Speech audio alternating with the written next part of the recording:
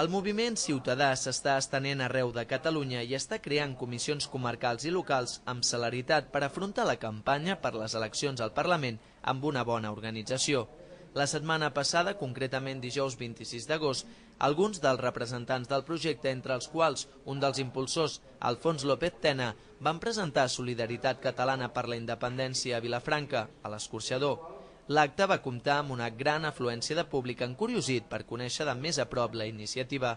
Alfons López Tena va definir Solidaritat Catalana com un moviment ciutadà que vol conformar una candidatura solvent a favor de la independència de Catalunya. L'objectiu que tenen és declarar la independència en la legislatura que comença del 2010 al 2014 i, si no tenen el suport suficient, fer una oposició clara contra els partits que no estiguin a favor de la sobirania plena. En el cas de que tinguem els suports populars necessaris i en coalició segurament amb altres forces polítiques es pugui fer, Catalunya serà independent de la propera legislatura. En el cas de que no, llavors el que farem serà una tasca d'oposició dura, de manera que no donarem suport a cap partit que tingui la prioritat la defensa dels interessos espanyols, ni al PP, ni al PSC, ni a Ciutadans, i en quant als partits autonomistes no entrarem al govern de la Generalitat ni els donarem suport si no és per fer la independència de Catalunya. Per tant, aquest és un programa clar i la segona part és que ara estem ja organitzant tot el procés de primàries pels quals els candidats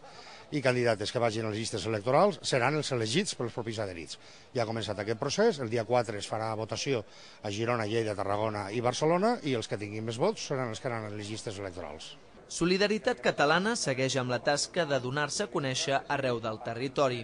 Sí, ara com ara n'hi ha, compte que tenim a tota Catalunya en aquests moments més de 17.000 adherits i ja s'han constituït comissions a totes les comarques i en aquests moments estem com 45 comarques en les quals ja s'han constituït comissions comarcals, en molts també comissions locals, en tot cas comissions de regions on tenim l'agrupació de comarques que tenen entitat pròpia, per exemple el Penedès, i tot això està avançant.